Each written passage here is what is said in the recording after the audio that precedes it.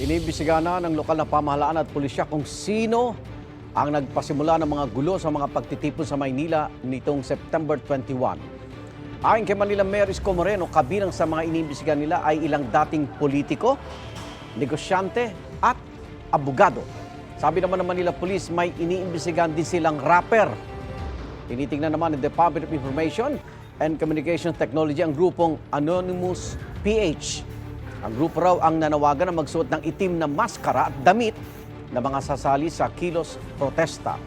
Sinisikap pa ng GMA Integrated News na makuha ang panig ng Anonymous PH. Sabi ni Moreno, mahigit 200 sangkot umano sa gulo ang naaresto, 89 sa kanila ay mga minor de edad.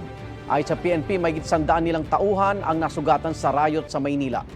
Sabi naman ng Department of Health, halos 50 ang dinala sa Jose Reyes Memorial Medical Center noong linggo.